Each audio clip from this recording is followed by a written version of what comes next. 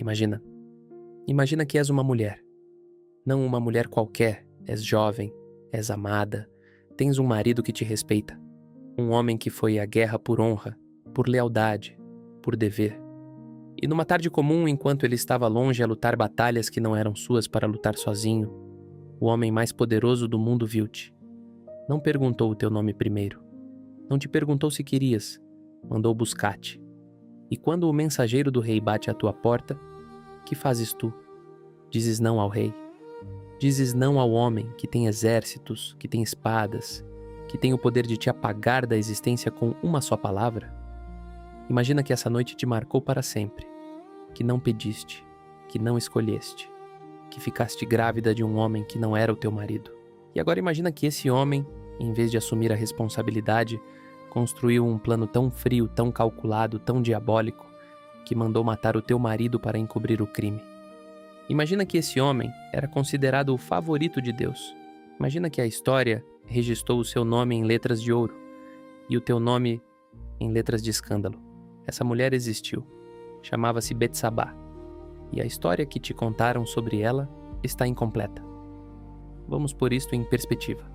Porque a Bíblia não faz isso por ti. E os pregadores que conheces provavelmente tampouco.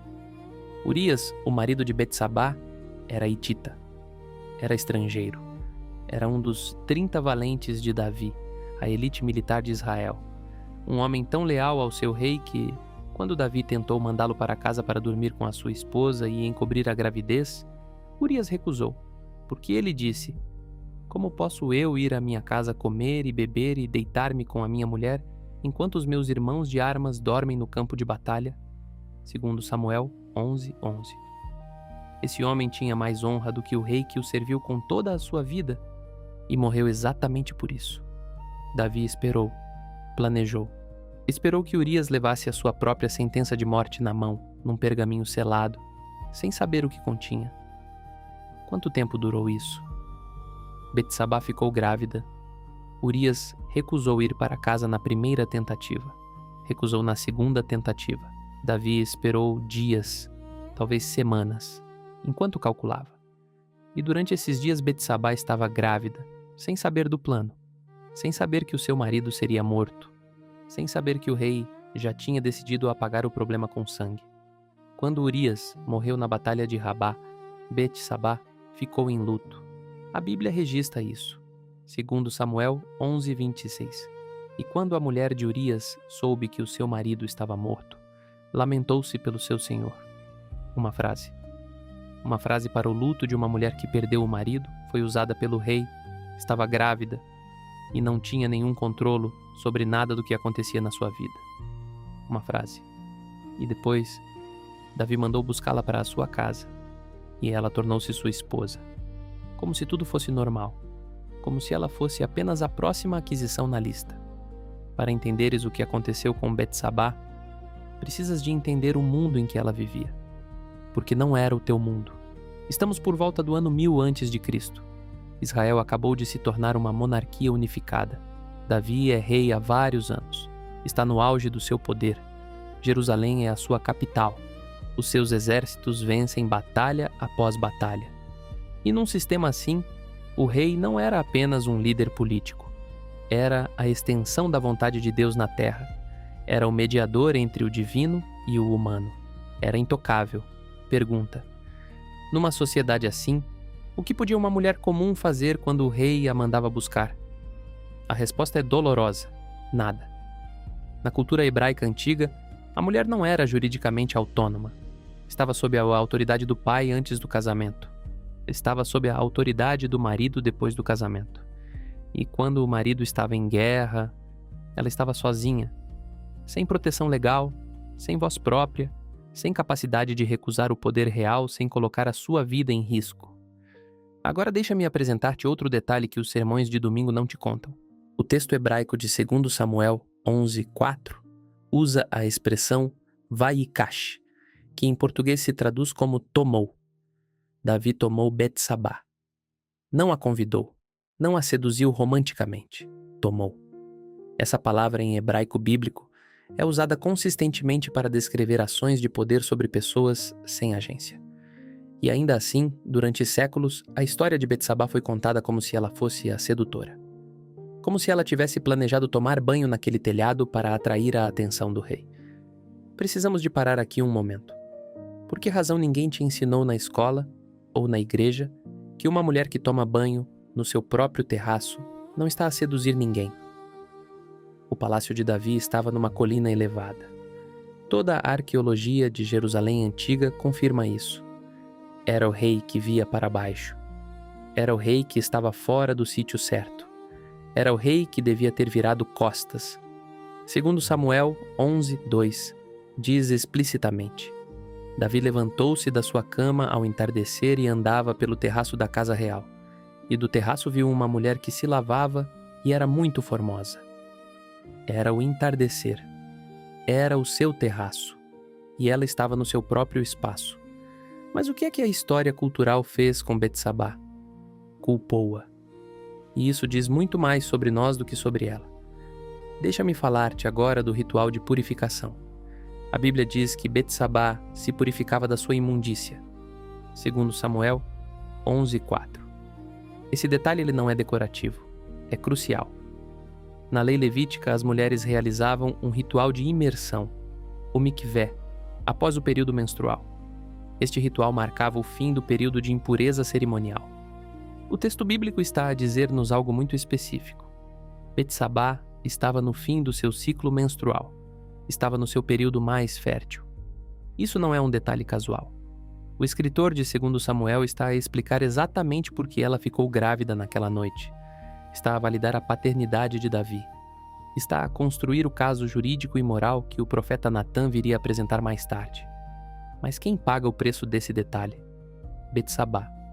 Porque séculos de leitores olharam para esse versículo e disseram: ela estava a banhar-se de propósito. Ela sabia o que estava a chafazer. Não. Ela estava a cumprir a lei de Moisés. Ela estava a ser obediente a Deus.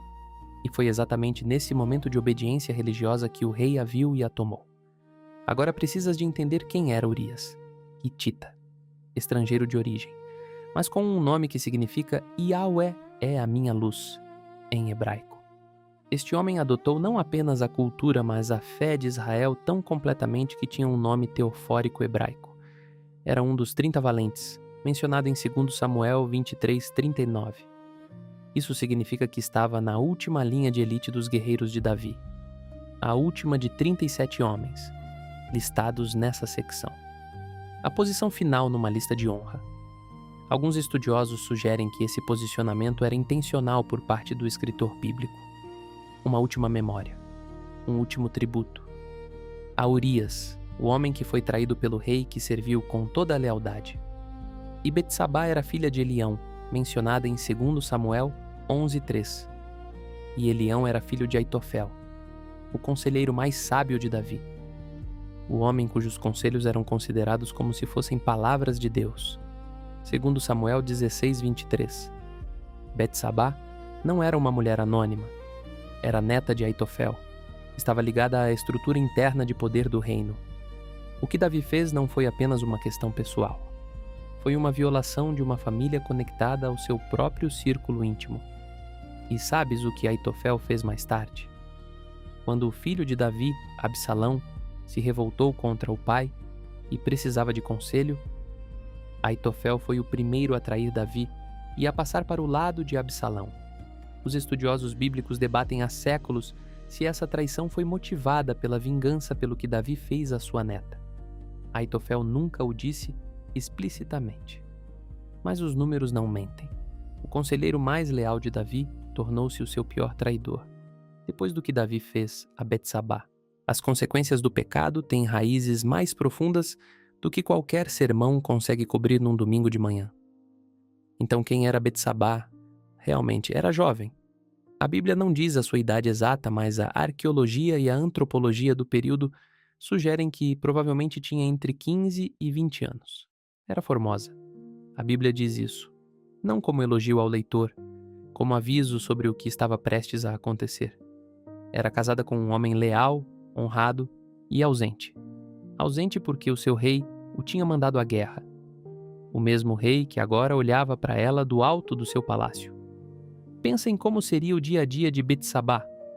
O marido estava em campanha militar em Rabá, a capital dos Amonitas, a mais de 100 quilômetros a leste de Jerusalém.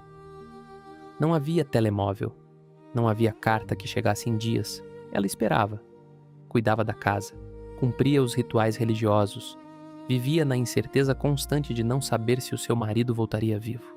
E naquela tarde, quando o mensageiro do rei bateu à sua porta, o que sentiu? Confusão? Certamente. Medo? Provavelmente.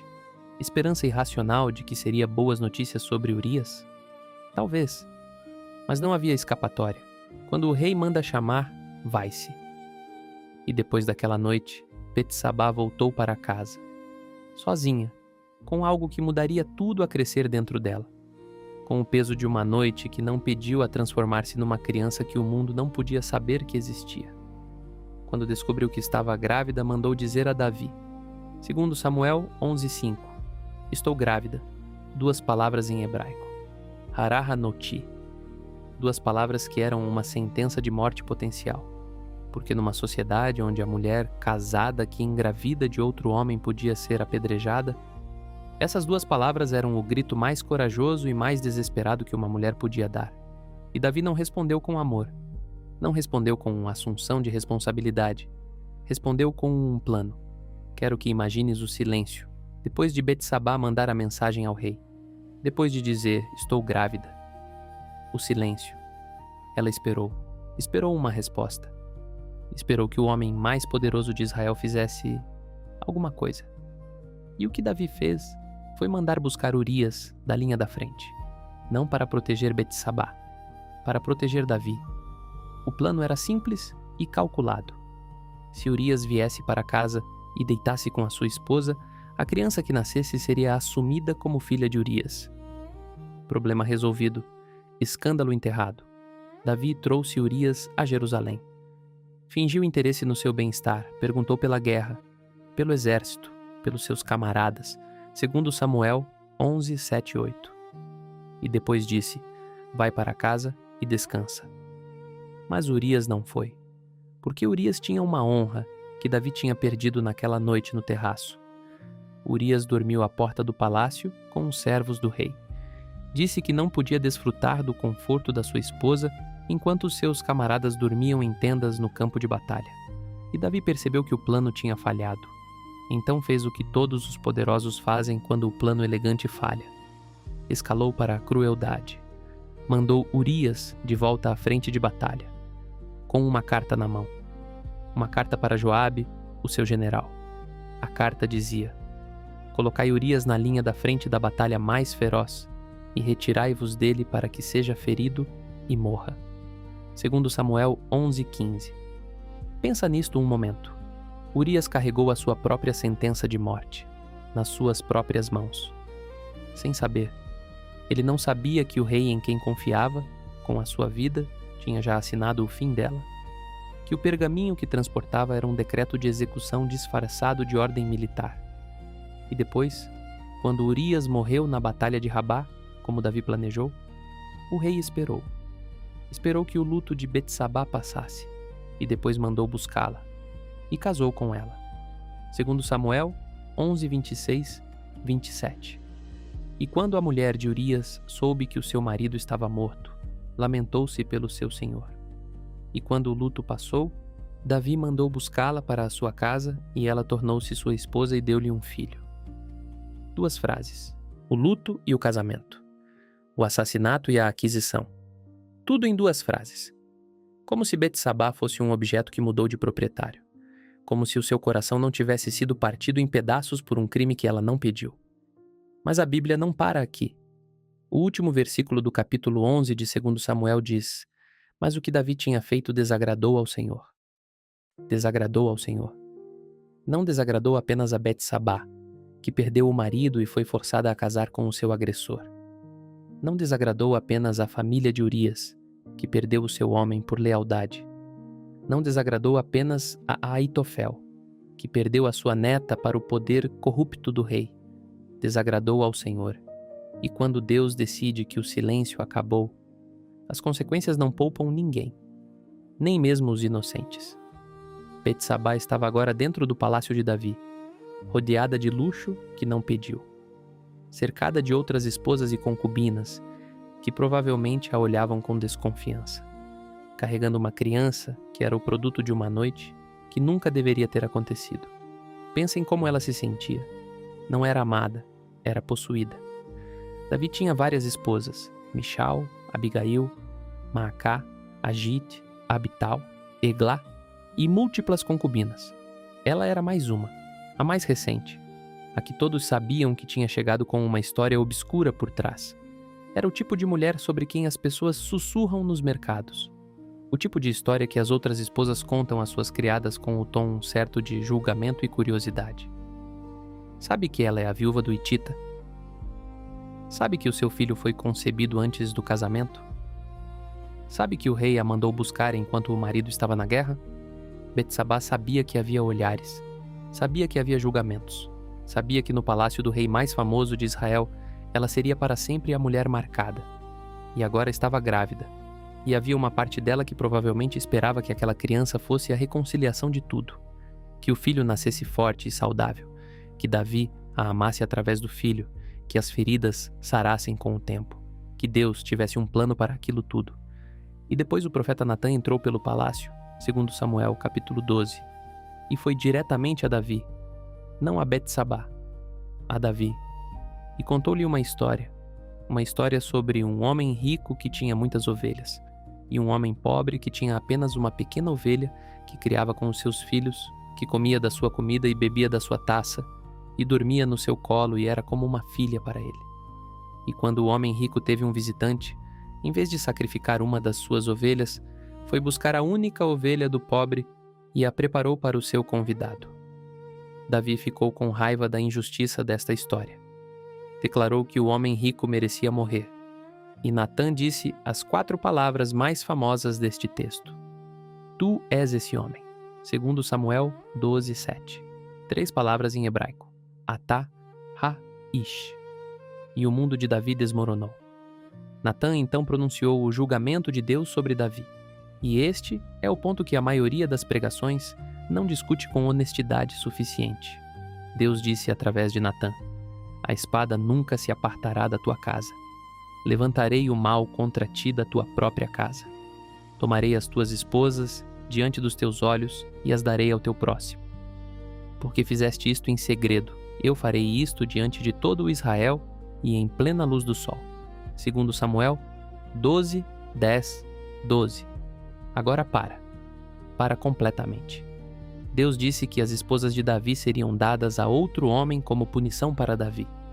Betsabá estava incluída nessa sentença. Ela, que já tinha sido usada uma vez por um homem com poder sobre ela, era agora mencionada como parte da punição do seu agressor, não como vítima, como propriedade que mudaria de mãos. Por que razão ninguém fala sobre o facto de que o julgamento divino sobre Davi envolveu mais sofrimento potencial para as mulheres que já tinham sofrido? Esta é uma das questões teológicas mais difíceis deste texto, e merece ser feita em voz alta.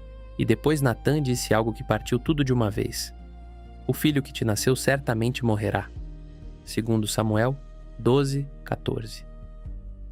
O filho, a criança que Betsabá tinha carregado durante 9 meses. A criança que provavelmente era o único laço de amor que ela tinha construído naquele palácio estranho. O filho que talvez ela olhasse e visse tanto dor como esperança. Esse filho ia morrer. Não porque ele tivesse feito algo. Era uma criança. Morreu como consequência do pecado de Davi. E a Bíblia descreve a doença e a morte da criança com detalhes que fazem doer. A criança ficou doente. Davi jejuou e chorou e deitou-se no chão. Os servos não conseguiam levantá-lo. 7 dias. Durante 7 dias, a criança agonizou. E onde estava Betsabá nestes 7 dias? A Bíblia não diz. Davi é o protagonista da narrativa de 2 Samuel. O seu luto está documentado. O seu comportamento está descrito. O de Betsabá? Silêncio. Mas ela era a mãe. Ela estava a algures naquele palácio enquanto o seu filho morria. E nenhum narrador achou necessário documentar o que ela sentia. Isso não é um acidente literário.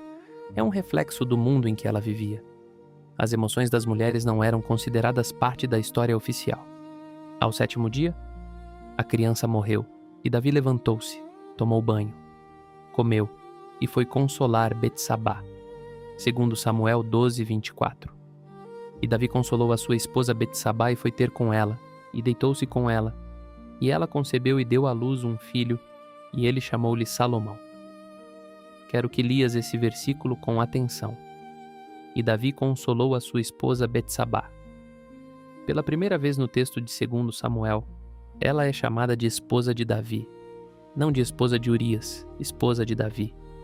E pela primeira vez no texto, Davi foi ter com ela para a consolar. Não para usar, não para um propósito político, para consolar. Algo mudou naquele momento. Talvez a tragédia tenha despertado em Davi algo que o sucesso tinha entorpecido. Talvez o peso do julgamento divino tivesse partido a armadura do rei e revelado o homem por baixo. Talvez o luto compartilhado pelo filho morto tenha criado uma ligação que o poder nunca criara. Não temos como saber com certeza, mas o texto registrou uma mudança, e dessa mudança nasceu Salomão. Salomão, o nome dado por Davi, que em hebraico, Shilomo, vem da raiz Shalom, paz. Mas o profeta Natã veio com um segundo nome, um nome dado por Deus, Gedidias, que significa amado do Senhor, segundo Samuel 12:25. Deus nomeou aquela criança, Deus declarou amor por aquela criança, Deus escolheu aquela criança, do caos do pecado de Davi, da dor de Betsabá, da morte de Urias, da morte do primeiro filho. Nasceu a criança que Deus amava, a criança que seria o rei mais sábio da história de Israel, a criança que construiria o templo, a criança que escreveria Provérbios e o Cântico dos Cânticos e Eclesiastes. E a mãe dessa criança era Betsabá. A mulher que a história marcou como escândalo. A mulher cujo nome foi sussurrado com julgamento por gerações. A mulher que o rei mandou todos esquecerem. Deus não a esqueceu. Mas a história de Betsabá não termina com o nascimento de Salomão. Porque há um capítulo final nesta história que a maioria das pessoas nunca chegou a ler. Um capítulo onde Betsabá, a mulher sem voz, a mulher sem agência, a mulher usada e descartada e marcada, abre a boca e muda o curso da história de uma nação. Vamos avançar vários anos. Davi está velho. O rei guerreiro que dançou diante da arca, que compôs salmos, que derrotou Golias, que unificou as tribos de Israel. Está velho e doente. 1 Reis, capítulo 1. Davi está tão frio que os seus servos foram buscar uma jovem virgem chamada Abissag, da Sunamité, para se deitar com ele e aquecê-lo. E o rei não a conheceu. 1 Reis 1:4. O poderoso rei que mandou trazer Betsabá numa noite de desejo, agora era um homem que não conseguia manter calor no próprio corpo. E nessa fraqueza, na periferia do poder que se dissolvia, um dos seus filhos moveu-se. Adonias, filho de Agite, quarto filho de Davi. Belo, ambicioso, nunca contrariado pelo pai.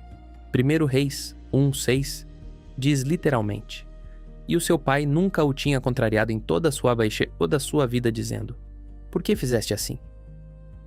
Essa frase é um julgamento editorial da Bíblia sobre a paternidade de Davi, nunca contrariado, nunca responsabilizado, nunca ensinado. E esse filho proclamou-se rei, antes da morte de Davi, sem o consentimento de Davi, com o apoio de Joabe, o general, e de Abiatar, o sacerdote. Organizou um banquete, um sacrifício, uma coroação informal.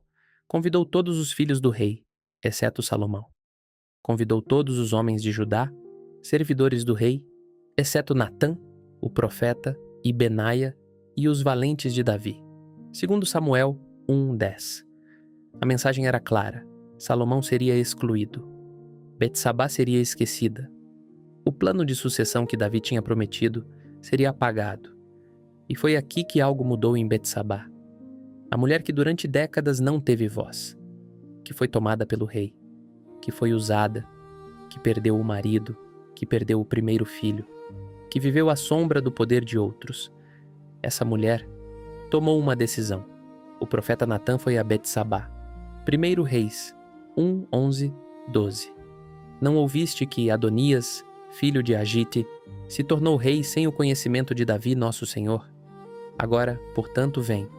Deixa-me aconselhar-te para que salves a tua vida e a vida do teu filho Salomão. Natã disse-lhe o que fazer, mas repara na escolha de Natã. Ele podia ter ido diretamente a Davi. Tinha acesso ao rei. Era profeta. Era respeitado.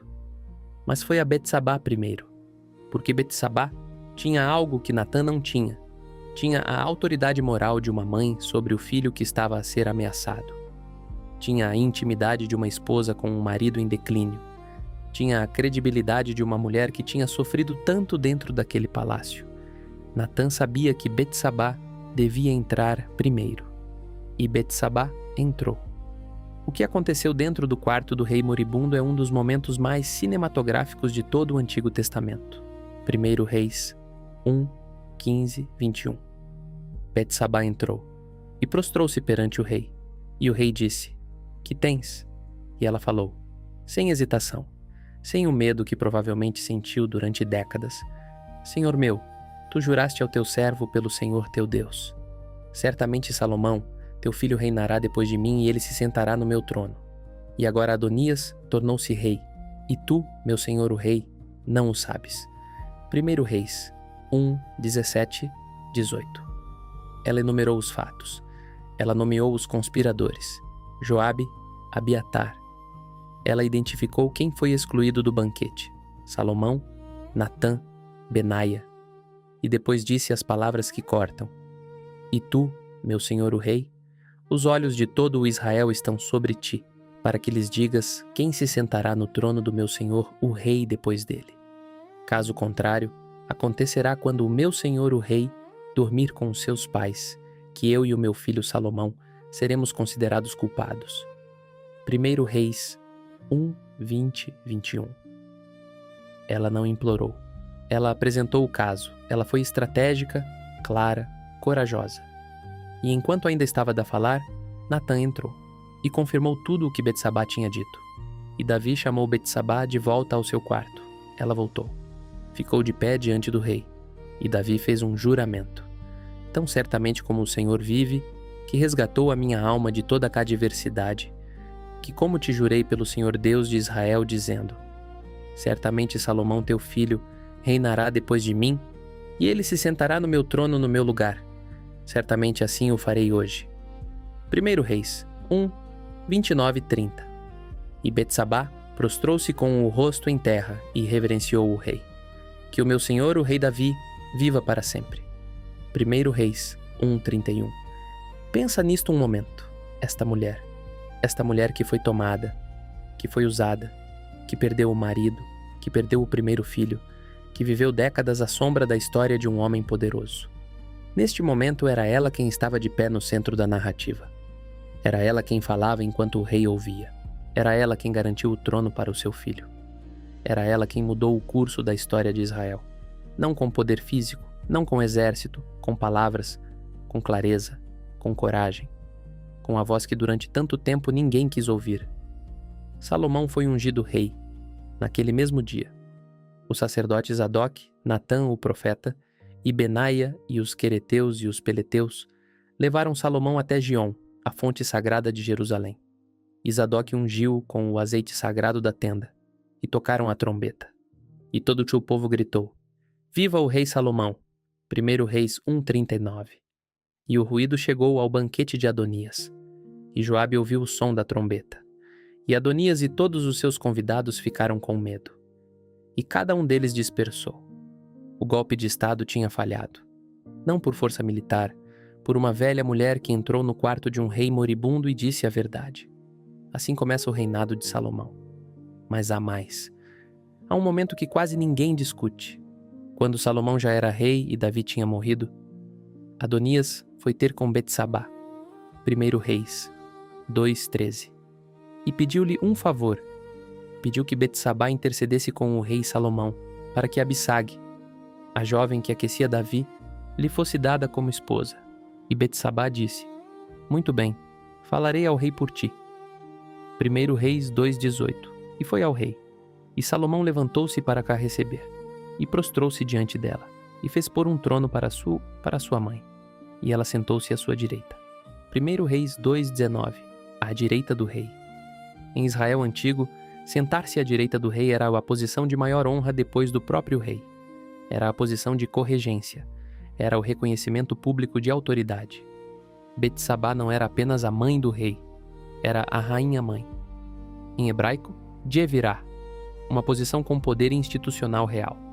A mulher que foi tomada, a mulher que foi usada, a mulher cuja história foi marcada pelo escândalo de outro. Estava sentada à direita do rei mais sábio do mundo, como rainha. E agora precisas de ver o que Deus estava para fazer durante todo este tempo. Porque aqui está o segredo que os pregadores raramente te contam. Betsabá estava na genealogia de Jesus Cristo. Mateus capítulo 1. A genealogia de Jesus começa com Abraão, passa por Isaque, por Jacó, por Judá. Menciona algumas mulheres ao longo do caminho, algo extraordinariamente incomum numa genealogia hebraica patrilinear. Ruth, a moabita estrangeira. Raabe, a prostituta de Jericó. Tamar, que se disfarçou de prostituta para receber o que lhe era devido. E então, Mateus 1,6. E Jessé gerou Davi, o rei. E Davi, o rei, gerou Salomão daquela que foi mulher de Urias. Não diz o nome de Betsabá, mas refere-a pelo relacionamento mais doloroso da sua vida, daquela que foi mulher de Urias. Não esposa de Davi, não mãe de Salomão, mulher de Urias. Há teólogos que veem nisto uma condenação velada da ação de Davi, permanentemente inscrita na genealogia do próprio Messias.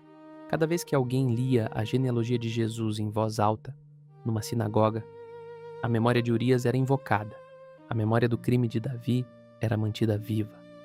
Deus não deixou esquecer, e Betsabá está lá, sem nome explícito, mas presente, na linha de sangue que levou ao Messias. Pensa nas 4 mulheres que Mateus escolheu mencionar na genealogia de Jesus. Tamar, enganada pelo sogro, usou a astúcia para obter justiça, marcada como ilegítima. Deus a honrou com Perez, ancestral de Davi. Raabe, prostituta de Jericó, estrangeira, protegeu os espias israelitas. Deus a colocou na linhagem real. Ruth, moabita, estrangeira, viúva, sem direitos. Deus a colocou na linha de Davi. Betsabá, vítima, usada, marcada, mãe enlutada, Deus a colocou como rainha-mãe do rei mais sábio da história. 4 mulheres marcadas pelo sistema. 4 mulheres que o mundo olhou com suspeita. 4 mulheres que Deus escolheu especificamente para contar a história do Messias. Não é coincidência. É uma declaração teológica deliberada. A salvação não vem de linhagens limpas. A salvação vem de onde a dor foi real. De onde a injustiça foi vivida. De onde o ser humano foi partido e Deus apareceu na fratura. E Salomão. Salomão construiu o Templo de Jerusalém, o lugar onde a presença de Deus habitaria no meio do seu povo. O templo que toda a Israel esperava, que Davi desejou construir, mas não pôde. Foi Salomão quem o construiu, o filho de Betsabá, o filho do escândalo que Davi mandou todos esquecerem. A Bíblia tem uma maneira de registrar as ironias divinas com uma precisão que deixa sem palavras. Mas precisamos de ser honestos sobre o que Betsabá carregou para sempre. Porque a versão superficial da história diz: ela sofreu, mas depois Deus abençoou e tudo ficou bem. E isso seria uma mentira por omissão. Betsabá nunca recuperou Urias, o marido que respeitava, o homem que tinha honra suficiente para dormir à porta do palácio, em vez de ir para casa, enquanto seus camaradas estavam na guerra. Esse homem morreu num plano que ela não pediu, e ele nunca voltou. Betsabá nunca recuperou o primeiro filho, a criança que carregou durante 9 meses, que provavelmente amou desde o momento em que soube que existia, que morreu ao 7º dia de doença. Esse filho nunca voltou, e a sombra do que aconteceu naquela noite no palácio de Davi permaneceu sobre o seu nome para sempre. Séculos de tradição cristã e judaica olharam para ela com ambiguidade. Alguns com simpatia, muitos com julgamento. Há comentaristas bíblicos, homens respeitados, publicados, citados, que ainda hoje descrevem Betsabá como cúmplice, que sugerem que ela podia ter recusado, que a sua beleza era uma provocação, que ela tirou proveito da situação. Essas vozes existem e causam dano porque apagam a realidade de poder que existia naquela situação, porque ignoram o que o texto hebraico realmente diz, porque perpetuam o padrão de culpar a vítima que existe desde a antiguidade. Betsabá carregou esse peso e, em certo sentido, ainda carrega. Cada vez que o seu nome é mencionado num sermão com um aceno de cabeça significativo e uma pausa calculada, como se houvesse algo obscuro sobre ela que é melhor não explicar completamente, ela se ainda está a pagar por um crime que não cometeu. E há outra verdade difícil. A transformação de Davi, o seu arrependimento genuíno, o Salmo 51 que escreveu em lamento pelo seu pecado, foi real, profundo, poderoso, sincero. Cria em mim, ó Deus, um coração puro. Salmo 51, no 10.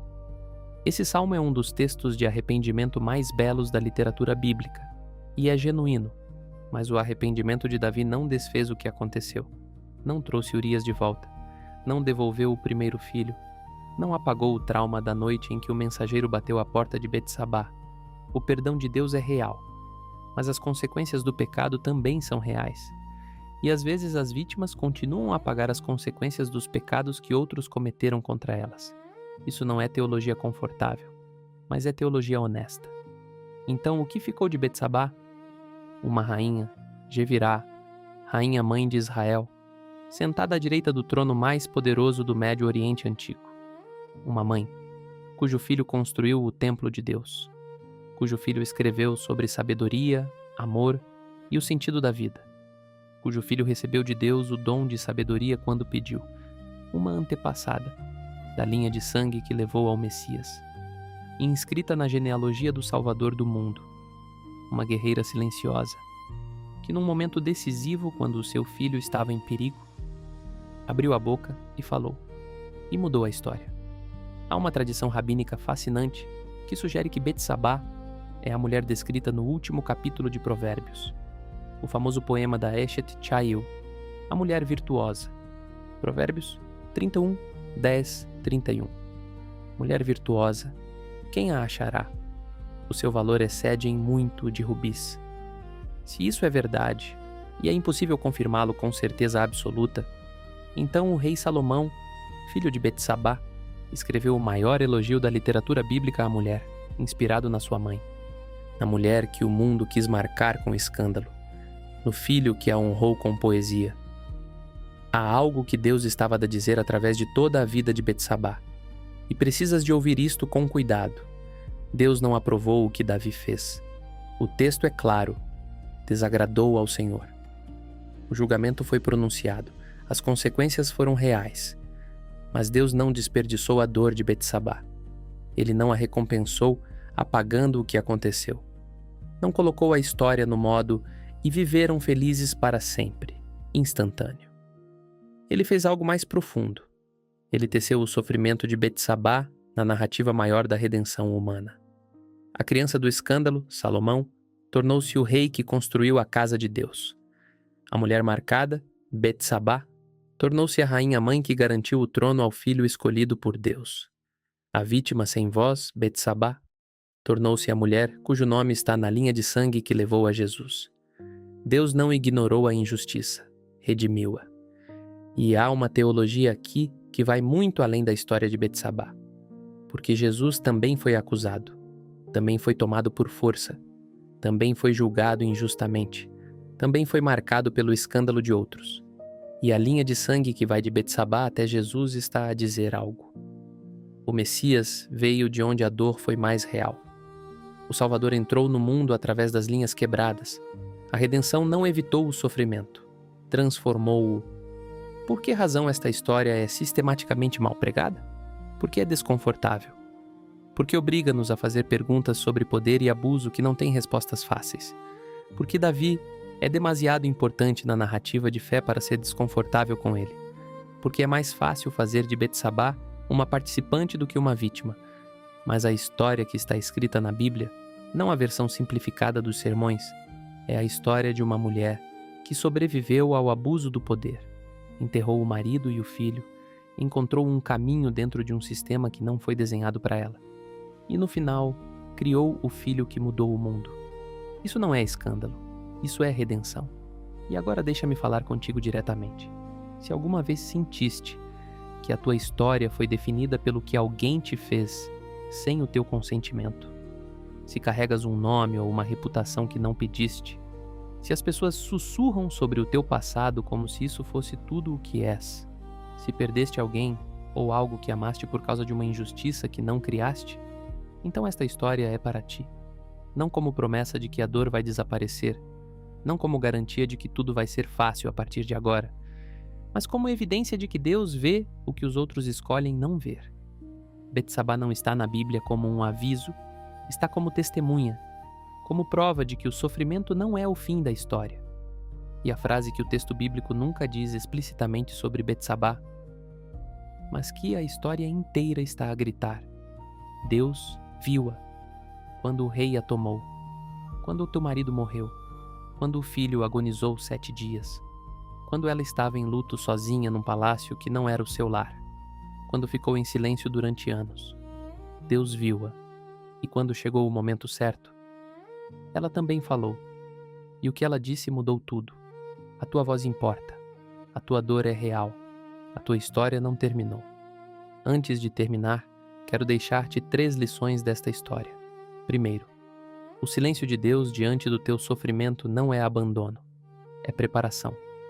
Durante anos, Betsabá viveu sem voz registrada, sem ação documentada. A Bíblia parecia tê-la esquecido, mas Deus não a tinha esquecido.